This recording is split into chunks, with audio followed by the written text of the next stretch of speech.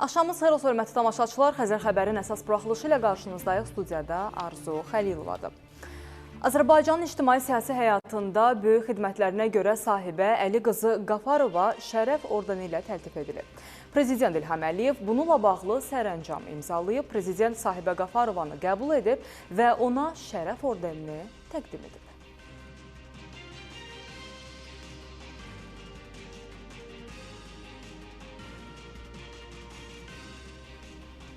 Davam edirik. Bugün saat 14-15 radələrində Ermənistan Silahlı Qüvvələrinin bölmələri Basarkeçər rayonunun Günəşli yaşayış məntəqəsi istiqamətinə yerləşən mövqelərdən Azərbaycan ordusunun mövqelərini atıcı silahlardan atəşə tutub. Bu barədə Müdafiə Nazirliyi məlumat yayıb.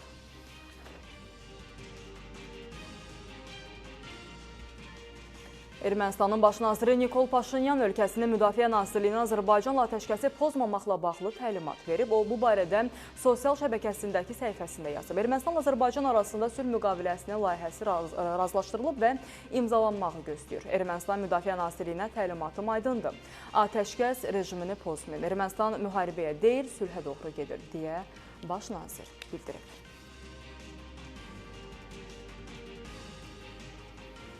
Ordumuzun 2 hərbi qulluqçusu dumanlı havada qarı uçqununa düşüb. Bu barədə Müdafiə Nazirliyi və Fövqəladə Hallar Nazirliyinin birgə məlumatında deyilir. Bildirilib ki, Gədəbəy rayonu ərazisində xidmət yerindən qaydarkən müddətli həqiqi hərbi xidmət hərbi qulluqçuları əskər Ruslan Həmidov Rüstəmoğlu və əskər Əli İmanov Tariyeloğlu dumanlı havada qar uçqununa düşüblər. Hərbi qulluqçularımızın tapılması məqsədi ilə yüksək dağlıq və çətin relyefli ərazidə havanın əlverişsiz olmasına baxmayaraq dərhal zəruri axtarış tədbirlərinə başlanılıb. Axtarış xilas etmə tədbirlərini ordunun bölmələrinin, Fövqəladə Hallar Nazirliyinin və Avtomobil Yolları Dövlət Agentliyinin Podraçı şirkətinin qüvvə, vasitə və xüsusi texnikaları cəlb edilir. Axtarışın nəticələri barədə ictimaiyyətə əlavə məlumat veriləcək deyə məlumatda deyilir.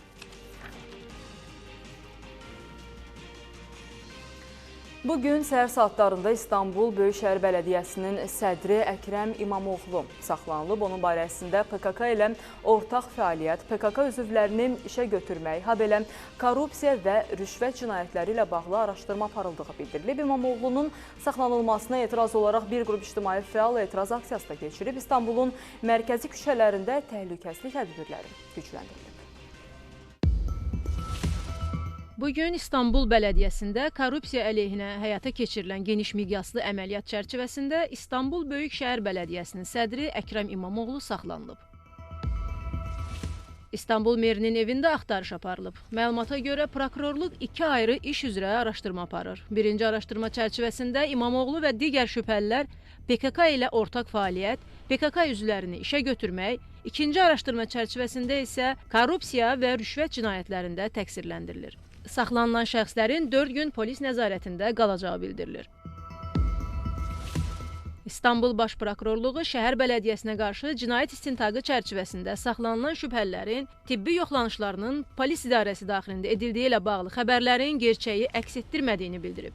Prokurorluq tərəfindən yayılan yazılı açıqlamada bəzi media orqanlarında əsasən İmamoğlu olmaqla saxlanılan bəzi şəxslərin dərmanlarının verilmədiyi də təkzib edilib.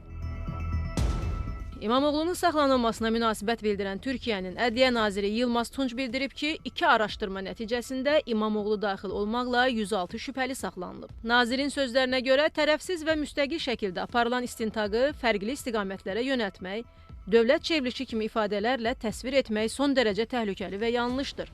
O qeyd edib ki, istintaq orqanlarının başlatdığı araşdırmaları və məhkəmə proseslərini Türkiyə prezidentinin adı ilə əlaqələndirməyə qəbul edilməzdir. O, ədalətin hərtərəfli təminatı üçün araşdırma prosesini sükutla izləmək, veriləcək qərara hörmətlə yanaşmaq lazım olduğunu bildirib.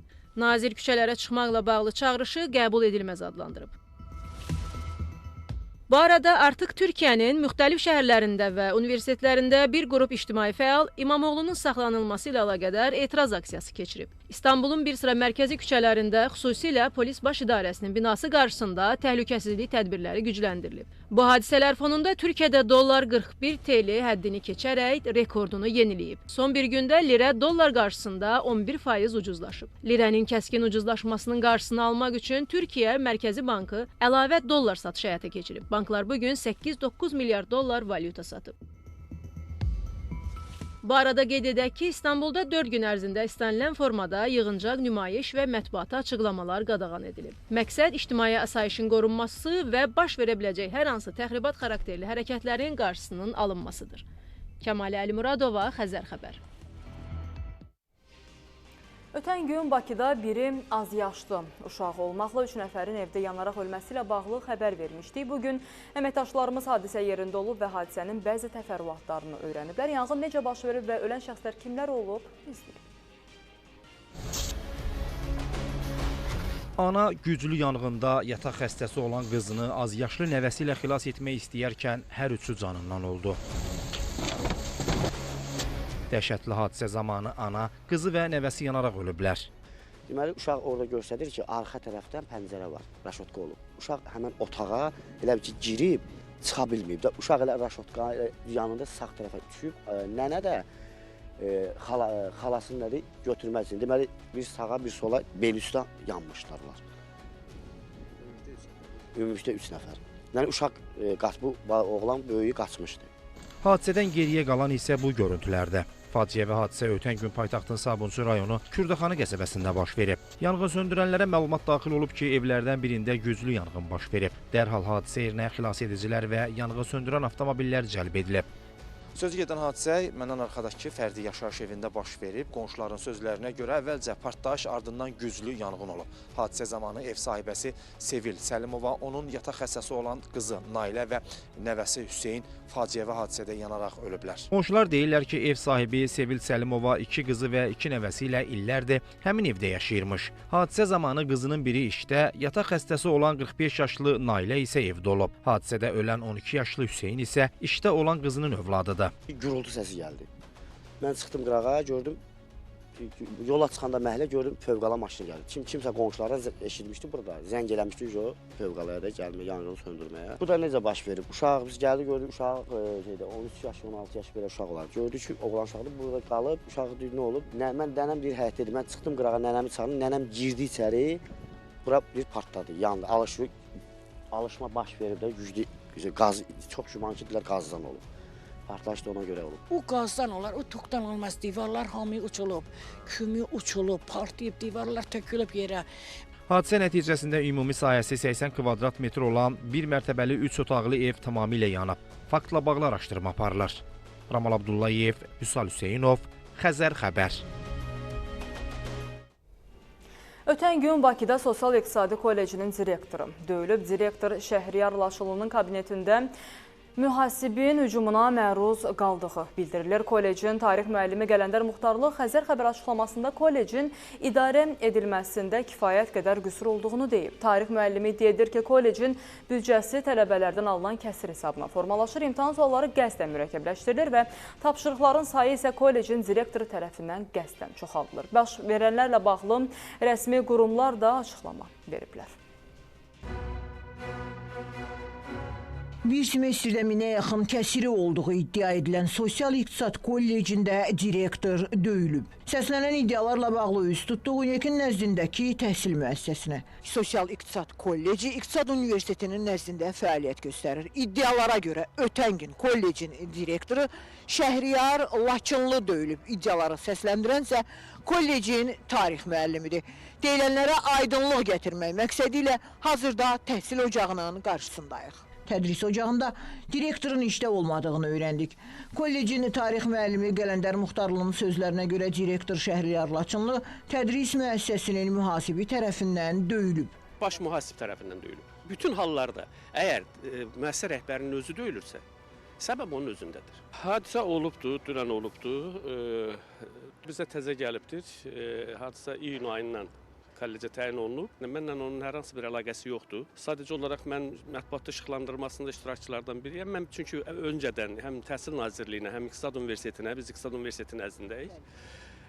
Rəsmi müraciət etmişdim. Təyin olunan adamın, direktorin pedaqoji təcrübəsi yoxdur. Bir gün ömründə nə jurnal görüb, nə müəllim olub sinifə giribdir. Qələndər Muxtarlı deyir ki, kollec büdcəsini tələbə kəsiri hesabına formalaşdırır. Müəssisə cərimə ilə özünü maliyyələşdirən dırnaqarası nümunəvi tədris müəssisəsinə çevrilib. O çox yanlış bir şeydir. Mən rüşvəti qəti şəkildə, bu da rüşvətlə söhbət gedə bilməz. Düzdür, imtahanın keçirilmə qaydalarında çox ciddi qüsurlar var. Məsələn, qüsur nədir? 1000-dən artıq kəsir niyə olmalıdır? Bir tələbə 1000 manat təhsil haqqı ödəyir. Əlavə olaraq bir imtahan üçün gəlib kəsirdən qalıb 3-cü kursu, yəni istəyir alsan bitirsin buranı. Buranı bitirmək üçün 700-750 manat bir fənə pul ödəmək indiki şərtlər çərçivəsində harda görünüb? Yəni bu rüsumdur, yoxsa rüşvət olaraq? Yox, rüsumdur. Əgər 15 mövzu üçün 550 test verərsənsə tələbəyə, bu tələbə kəsiləcək. Yəni kollecin kifayət qədər qüsurlar var idarə etmədə. Kollecin büdcəsini tələbənin hesabına 550 testlə doldurmaq kimi anlayış yanlış anlayışdır. Tələbələrin sözlərinə görə onlar kəsirə görə ödəniş ediblər, lakin onlardan hər hansı bir rüşvət istənilməyib. İddialar var ki, sizin kollecdə kəsirə görə pul ödəyirsiniz və məbləğ... Xeyr, elə bir şey yoxdur yəni. Pul söhbəti yoxdur, onu mən deyim əvvəlcə.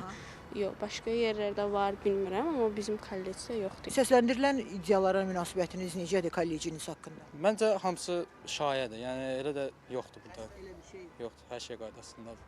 Mən 9 illikdən gəlmişəm, birinci kursda elə imtahan verməmişəm. Bu il. Amma bu il Bir semestr olmuşdu. bir kəsiriniz olub? Ondan da 25% hazırlaşdım, keçdim. Kollecin direktoru Xəzər Xəbər açıqlamasında hadisənin ötən gün səhər saatlarında baş verdiyini dedi. Təəssüf ki, 18 mart tarixində səhər saatlarında kollecdə belə bir hadisə yaşanıb. Kollecin baş mühasibi mənə hücum edərək güc tətbiq etməyə çalışıb. Məsələ ilə bağlı biz aidiyyəti üzrə hüquq mühafizə orqanlarına müraciət etmişik. Hazırda da hüquq mühafizə orqanlarında məsələ ilə bağlı araşdırma aparılır. Sorğuda qeyd etdiyiniz digər məsələlər isə əsassızdır. Davada adı hallanan mühasib Turab Şabanovsa onu bildirib ki, məsələ ilə bağlı 13-cü polis bölməsinə çağırılıb, izahata alınıb. Elm və Ali Təhsil üzrə Dövlət Agentliyindən bildirilib ki, UNİK-in nəzdində sosial-iqtisadi kollecdə baş vermiş hadisə hüquq mühafizə orqanları tərəfindən araşdırılır.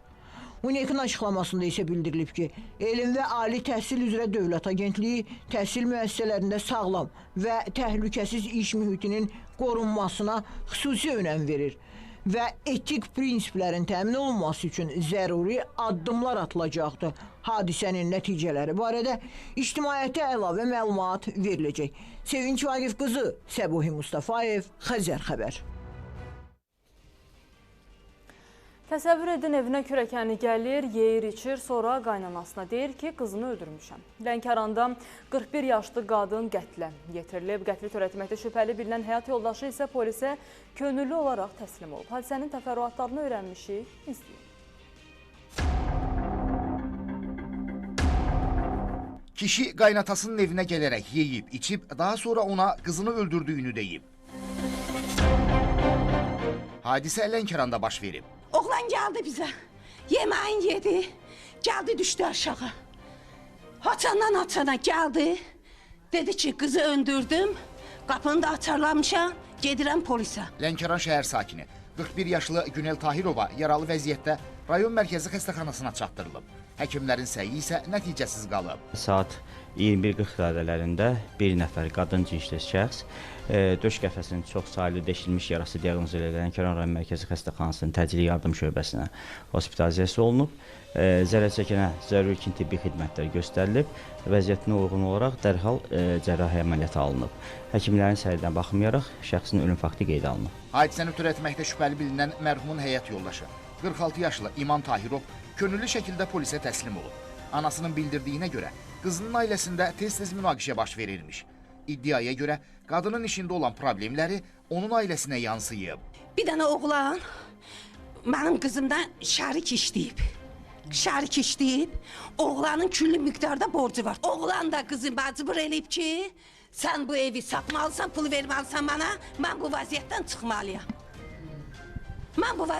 çıxmalıyam. Hadisə buna görə olub. Qanlı hadisə axşam saatlarında Nizami 90 ünvanında baş verib, artıq qətli törətməkdə şübhəli bilinən şəxs hüquq mühafizə orqanları əməkdaşları tərəfindən saxlanılaraq aidiyyəti üzrə təhvil verilir. Meyit müayinə olunması üçün məhkəmə tibbi ekspertiza və patoloji anatomiya birliyinin Lənkəran rayon şöbəsinə təhvil verilib. Qeyd edək ki, cütlüyün 2 övladı var. Onlardan biri universitet tələbəsidir. Hadisə ilə bağlı rayon prokurorluğundan araşdırma aparılır. Elvin Əkbərov, Yusif Kərimli, Xəzər xəbər. Şəkidə ölümlə nəticələnən ağır yol qəzası baş verib. Hadisə Yevlax-Zaqatala Gürcüstan avtomobil yolunun Şəkinin Suçma kəndi ərazisindən keçən hissəsində qeydə alınıb. Belə ki, avtomobillərin toqquşması nəticəsində sərnişin 48 yaşlı Zaqatala rayon sakini Vüqar Ramazanov və sürücü 33 yaşlı Şəki şəhər sakini Allahyar Qəhrəmanov aldıqları xəsarətlərdən hadisə yerində ölüblər. Digər sürücü 43 yaşlı Qəşən Mustafazadə və 33 yaşlı Yaşar Əhmədov xəsarət aldılar. Yaralılar Şəki rayon mərkəzi xəstəxanasına aparılıblar. Faktla bağlı cinayət işi başlanılıb. Qida Təhlükəsizliyi Agentliyi ölkədə istehsal olunan bəzi kərə yağı məhsullarından nümunələr götürüb. Kərə yağı adı ilə satılan məhsul partiyalarından bəzilərində bitki yağı aşkar olunub. Bununla yanaşı məhsulların yağ turşuları üzrə də uyğunsuzluğu ortaya çıxıb. Bəs söhbət hansı yağlardan gedir? Sujetdən biləcəksiniz. Kərə yağı kimi satılan məhsulların tərkibində bitki yağları aşkarlanıb.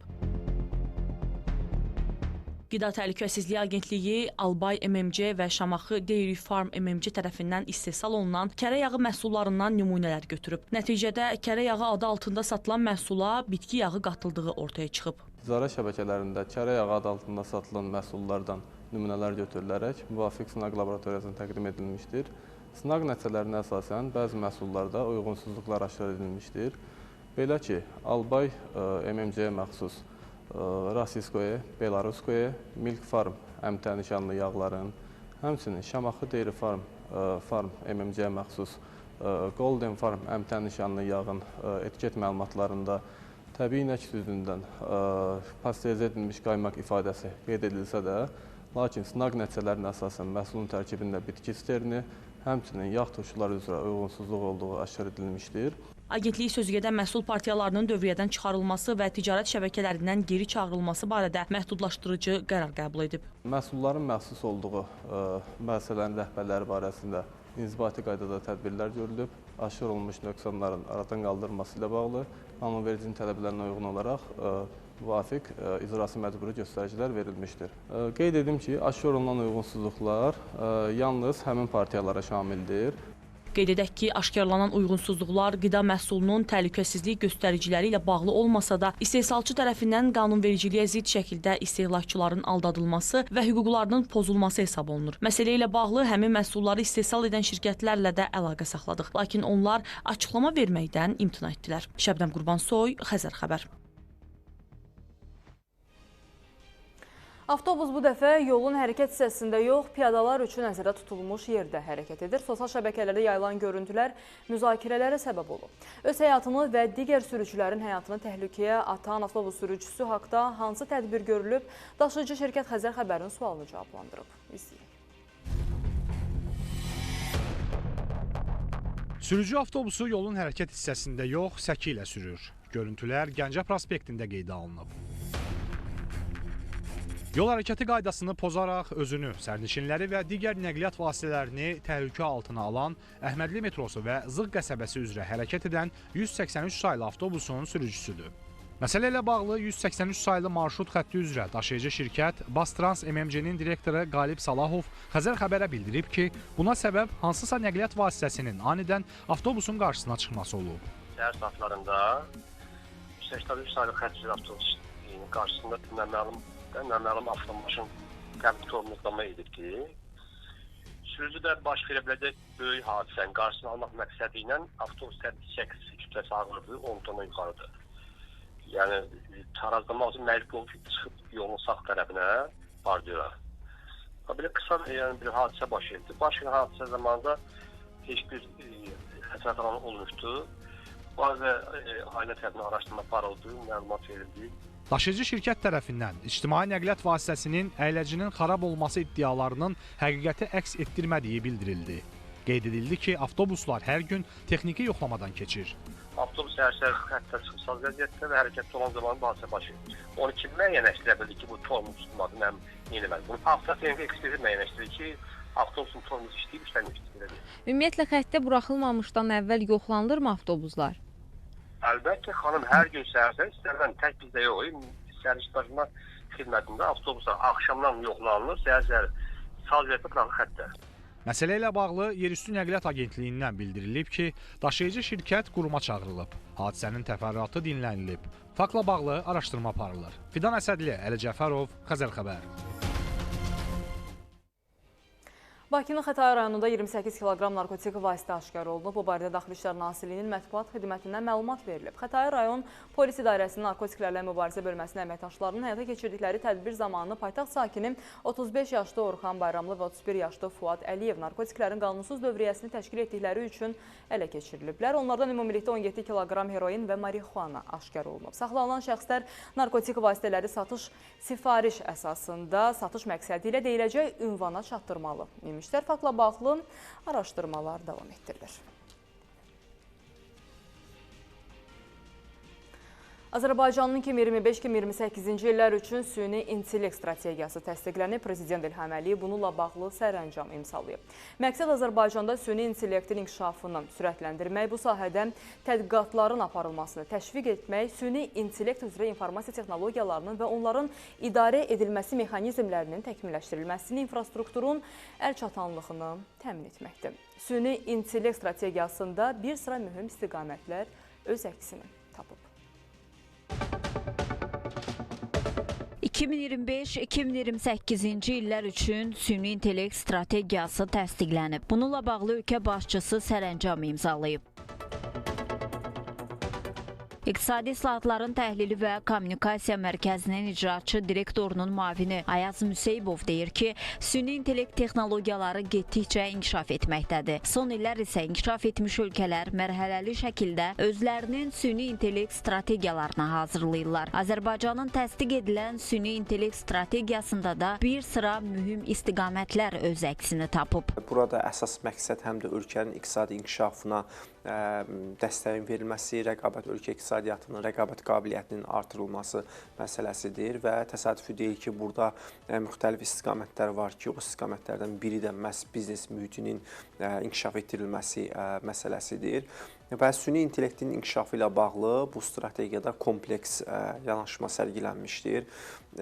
Birinci növbədə burada infrastrukturun inkişafı məsələləri öz əksini tapmışdır. Strategiyada kadrların hazırlanması, vətəndaşların bu istiqamətdə maarifləndirilməsi, eyni zamanda süni intellektdən daha təhlükəsiz şəkildə istifadənin təşviq edilməsi ilə bağlı geniş tədbirlər müəyyənləşdirilib. Eyni zamanda əlbəttə ki, mərhələli şəkildə biz bu istiqamətdə həm də qanunvericilik bazasının daha da inkişaf etdirilməsini görəcəyik. Çünki bu yeni strategiya süni intellektdə, belə deyək də, daha geniş aspektdən baxır. Bu kifayət qədər əhəmiyyətlidir. Ölkənin iqtisadi inkişafı üçün, gələcək stabil iqtisadi inkişafı üçün, milli təhlükəsizlik üçün kifayət qədər önəmli əhəmiyyət kəsb edir. Çünki müxtəlif beynəlxalq təşkilatların proqnozları var, beyin mərkəzlərinin proqnozları da ondan ibarətdir ki, süni intellekt 2030-cu ilədək ölkələrin iqtisadi inkişafını kəskin formada dəyişəcəkdir və ümumdaxili məhsulda, belə deyək, süni intellektin payı əsaslı şəkildə artacaq. Müxtəlif proqnozlar var. Strategiyada nəzərdə tutulmuş tədbirlərin icrasının monitorinqi və qiymətləndirilməsi İqtisadi İslahatların Təhlili və Kommunikasiya Mərkəzi tərəfindən həyata keçiriləcək. Şəhla Poladova, David İbrahimov, Xəzər xəbər. Bakı metropoliteni bayram günlərində gücləndirilmiş rejimdə işləyəcək, qatarlar arasında interval azaldılacaq.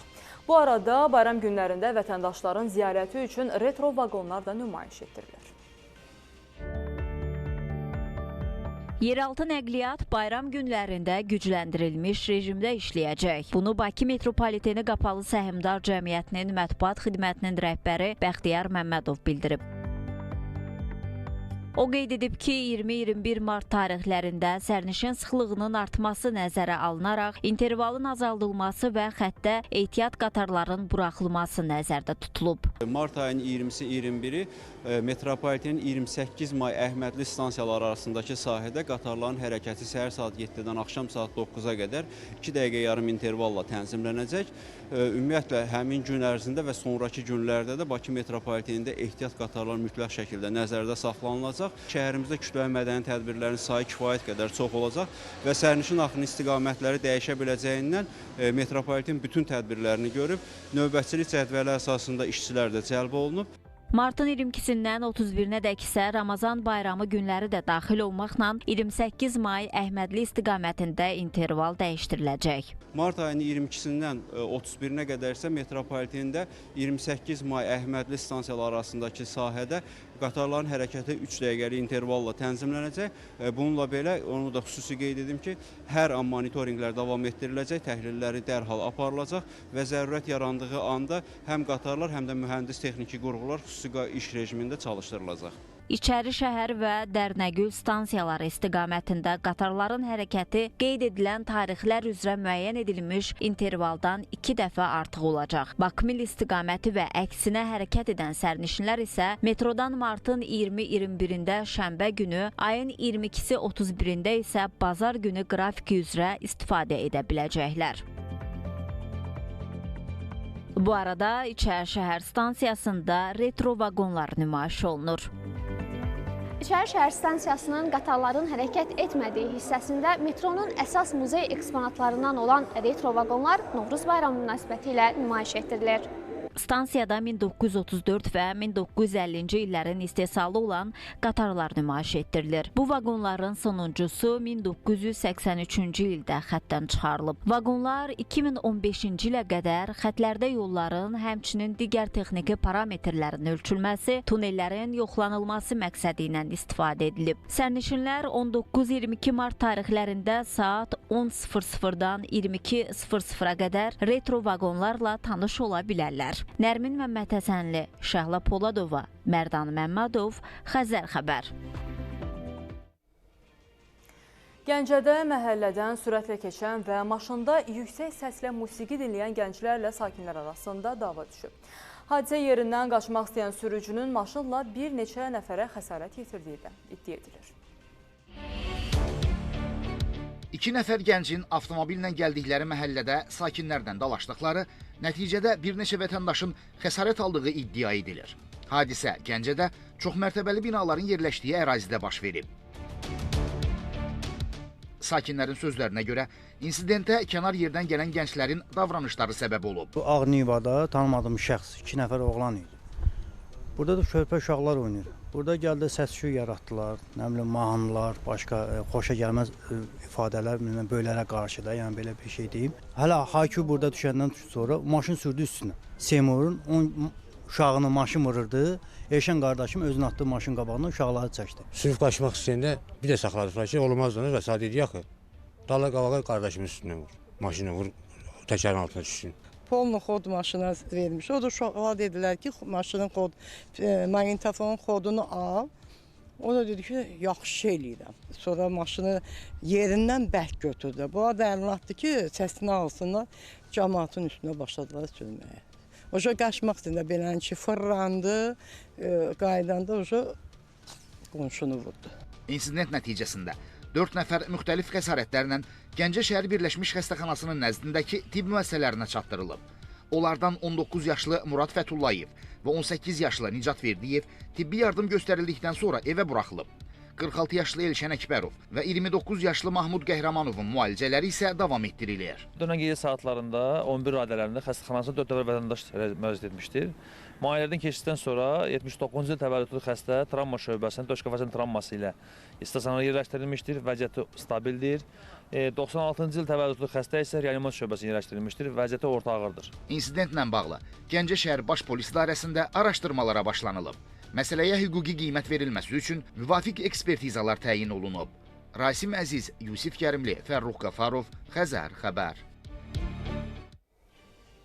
Oğuzda apteklərin birində quldurluq hadisəsi qeydə alınıb. Daxili İşlər Nazirliyinin Mətbuat Xidmətinin Şəki regional qrupundan bildirilib ki, hadisəni törədən şəxs qadın satıcını kəsici alətlə hədəliyib, kassada olan 500 manat pulu tallayaraq ələ keçirib. Oğuz polisinin keçirdiyi əməliyyat nəticəsində hadisəni törətməkdə şübhəli bilinən Ramin Məmmədov ələ keçirilib. Ondan istifadə etdiyi kəsici alət maddi sübut kimi götürülüb.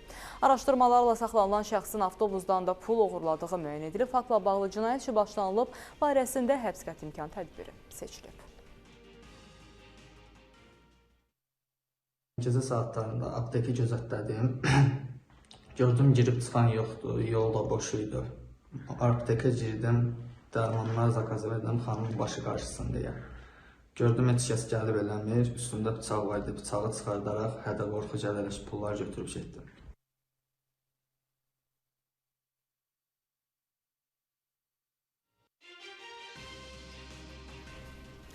Yağış və qrunt sularından təngə gələn sakinlər Xəzər xəbərə müraciət ediblər. Abşeron rayonu Digah qəsəbəsinin sakinləri deyirlər ki, əraziyə bir dəfə yağışın yağması evlərinin həyətlərinin aylarla su altında qalmasına kifayət edir. Hətta elə evlər var ki, həyətindəki suyun qurğu vasitəsilə çəkilməsinə baxmayaraq qurumur.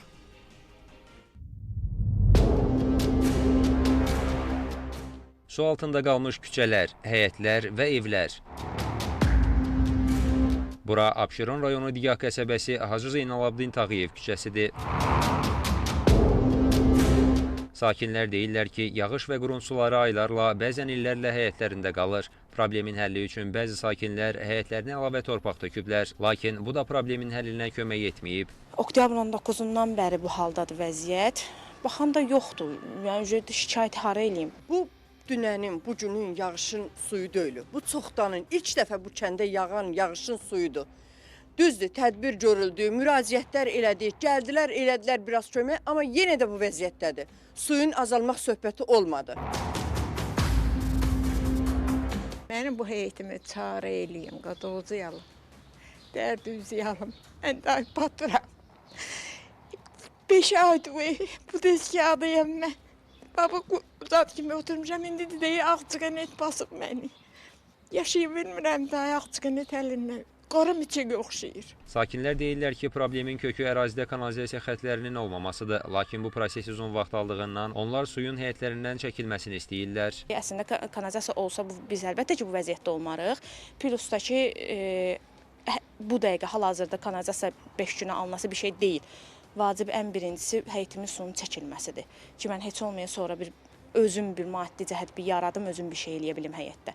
Yəni, böyük çox xahiş edirəm ki, yəni, baxılsın da, yəni, mən gedəsi bir yerim yoxdur, kimə gedim müraciət edim. Lazım olan yerlərə də demişəm, düz deyə baxılmır da, yəni, bir sözlə ki, baxılmır. Sakinlərin problemi ilə əlaqədar İri Şəhərlərin Birləşmiş Su Təchizatı Xidmətindən bildirildi ki, ərazidə mərkəzləşmiş tullantı su şəbəkəsi mövcud deyil. Təchizat sistemi olmayan ərazilərdə agentliyin sifarişi ilə təchizatın qurulması üçün müvafiq layihə sənədləri hazırlanıb. Layihələrin icrası təchizat sisteminin mövcudluğu, texniki vəziyyəti və digər amillər nəzərə alınmaqla həyata keçirilir. Şəbəkələrin inşası agentliyin tədbirlər planına uyğun olaraq mərhələlərlə aparılır. Lakin buna baxmayaraq, intensiv yağıntılar zamanı rayon su kanal idarəsinin əməkdaşları əraziyə cəlb edilir. İstismar qaydalarının mümkün şərtləri çərçivəsində suyun çəkilməsi istiqamətində işlər icra edilir.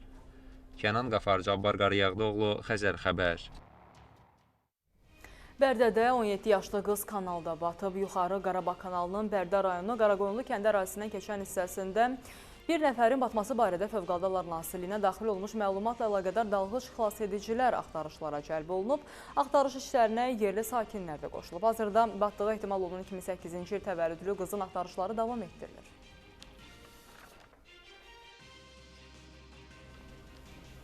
Lənkəranda külək iri gövdəli ağacı magistral yolu aşırıb 850 abonent işıqsız qalıb. Hadisə Lənkəran-Boradigah Masala magistralının Vilvan kəndi ərazisindən keçən hissəsində qeydə alınıb.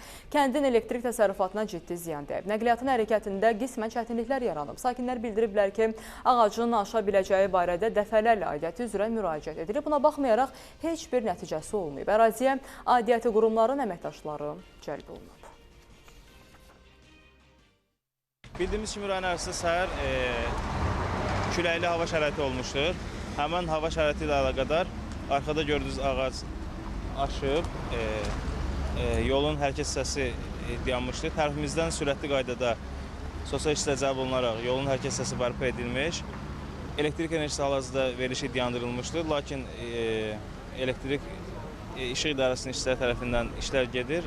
Hardasa yaxın qısa müddət ərzində elektrik enerjisi verilişi yenidən bərpa olunacaqdır. Avto Azərbaycan şirkəti JAG Trucks'ın Azərbaycanda rəsmi açılışını edib. Jag Trucks kommersiya avtomobillərinin rəsmi showrumunun açılışı baş tutub. Tədbir Jag Trucks brendinin Azərbaycandakı rəsmi distribyutoru Avto Azərbaycan şirkətinin təşkilatçılığı ilə keçirilib. Açılışda Avto Azərbaycan şirkətinin direktoru Emil İsmailov və Jag Motorsun Qafqaz regionu üzrə regional meneceri Louis Boa Jag Trucks brendinin qlobal bazardakı uğurlarını və Azərbaycan kommersiya avtomobil bazarında oynayacağı rolu vurğulayıblar. Tədbirdə şirkət rəsmləri, media nümayəndələri və biznes sahəsinin aparıcı simalarına Jag Trucks modelləri ətraflı təqdim edilib. Jag Motors dünya üzrə kommersiya avtomobilləri sahəsində geniş məhsul çeşidinə malikdir və yüksək keyfiyyətli yük maşınları ilə tanınır. Azərbaycanda satışa çıxarılan modellər yanacaq sərfiyyatı, yük daşıma qabiliyyəti və dayanıqlığı ilə seçilir. Tədbir çərçivəsində qonaqlarla birlikdə Jag Trucks servis mərkəzinə ekskursiya təşkil olunub. Jag Trucks müştərilərinə uzun müddətli zəmanət və satışdan sonraki xidmətlər təqdim edərək kommersiya avtomobillərinin uzun ömürlü və sərfəli istifadəsini təmin edir. Novruz bayramı münasibəti ilə Nərimanov rayon İcra Hakimiyyəti möhtəşəm bayram konserti və sərgi təşkil edib. Konsert proqramı çərçivəsində müxtəlif viktorinalar və Novruz adət-ənənələrini əks etdirən oyunlar təşkil olunub.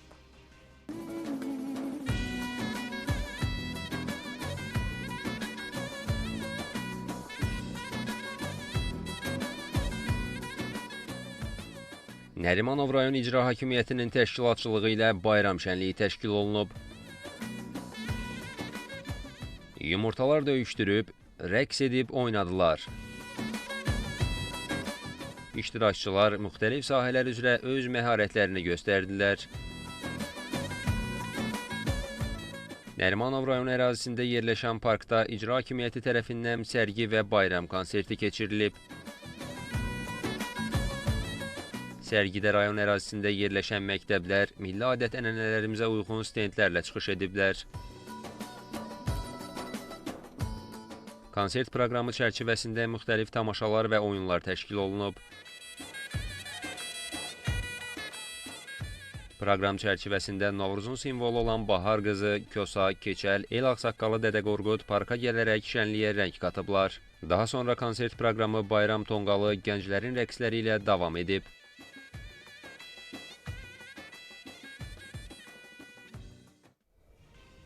Ağdərə rayonunun ayrı-ayrı ərazilərində görülən işlər bölgədə canlanmaya səbəb olub. Yeni yollar salınır, evlər və məscidlər tikilərək istifadəyə verilir.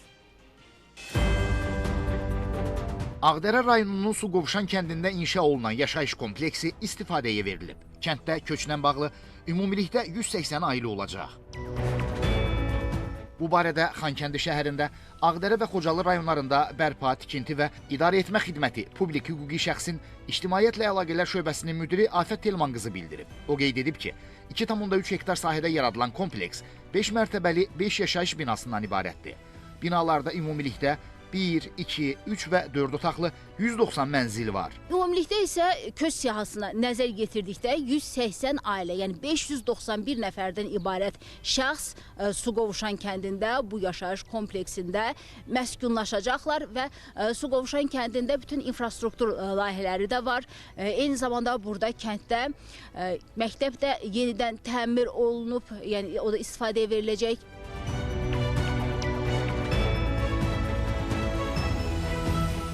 Suqovuşan kəndində fəaliyyətə başlayan məsciddə eyni vaxtda 100-ə yaxın insan ibadət edə biləcək. İbadət ocağının daxilində xüsusi bəzək elementlərindən istifadə olunub, həyəti yaşıllaşdırılıb. Suqovuşan kəndindəki məscidin tikintisi eyni zamanda ölkəmizdə milli mənəvi dəyərlərin qorunması ilə bağlı görülən işlərin ardıcıl xarakter aldığını göstərir. Rayonun Həsənriz kəndi də abadlaşır. Eyni zamanda vətəndaşların köçü də davam etdirilir. Artıq 360 nəfər siyahıya alınıb. Kənddə ilkin olaraq 92 ev təmir edilib.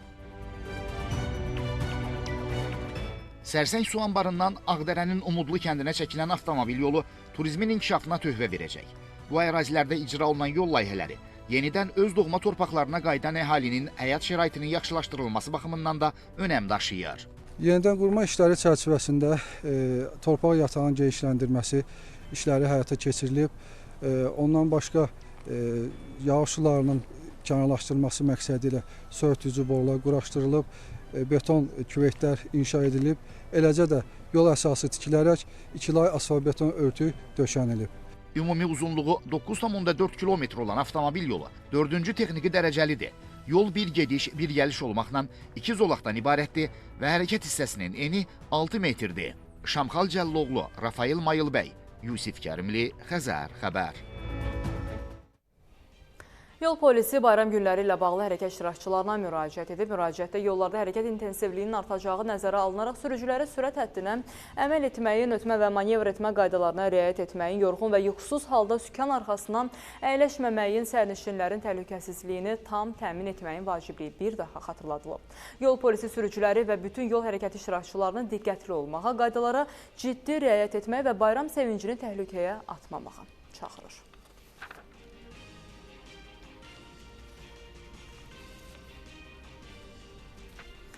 Xəzər xəbəri izləyirsiniz. Amerika Birləşmiş Ştatları prezidenti Donald Trump və Rusiya prezidenti Vladimir Putin arasında saat yarımdan çox davam edən telefon danışığı olub ki, Vladimir Putin hərbi əməliyyatlara və insan itkilərinə son qoymaq kimi nəcib məqsədə nail olmaqda kömək etmək istəyinə görə Donald Trumpa minnətdarlığını bildirib. Trump münaqişə tərəflərinə 30 gün ərzində enerji infrastrukturu obyektlərinə zərbə indirməkdən qarşılıqlı imtina təklifi irəli sürüb.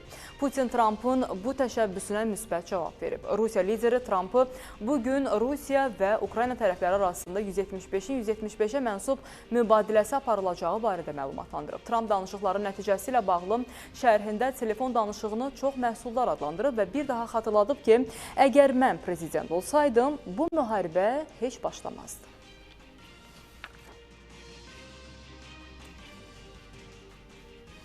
Birləşmiş Ştatlar prezidenti Donald Trumpla Ukrayna prezidenti Volodimir Zelenski arasında da telefon danışığı olub. Donald Trump bildirib ki, telefon danışığı təxminən 1 saat davam edib. Müzakirənin çox hissəsi həm Rusiyanı, həm də Ukraynanı öz istək və ehtiyacları baxımından uyğunlaşdırmaq üçün dünən prezident Putinlə edilən çağırış əsaslanırdı. Biz düzgün istiqamətdə irəliləyirik və mən dövlət katibi Marco Rubio və Milli Təhlükəsizlik müşaviri Michael Waltz'dan müzakirə olunan məqamların dəqiq məlumatlarını vermələrini xahiş edəcəm. Bu bəyanat qısa zamanda açıqlanacaq, deyə Trump deyib. ABŞ prezidenti Donald Trump hesab edir ki, Amerika Birləşmiş Ştatları Beynəlxalq İnkişaf Agentliyinin fəaliyyətində geniş miqyaslı saxtakarlıq sxemləri olub. Bu barədə Trump Fox News telekanalına müsahibəsində bildirib, çox gözəl səslənir. ABŞ Beynəlxalq İnkişaf Agentliyi. Möhtəşəm deyilmi? Ancaq bu tam bir fırıldaççılıqdır, deyə Ağ Ev rəhbəri qeyd edib. Trump daha sonra Maryland ştatının Federal Dairə Məhkəməsi tərəfindən çıxarılan hökmü tənqid edib və buna etiraz edəcəyinə söz verib. Hakim Trumpın agentliyin işini məhdudlaşdırmaq və bəzi əməkdaşlarını işdən çıxarmaq qərarlarını qanunsuz hesab edib.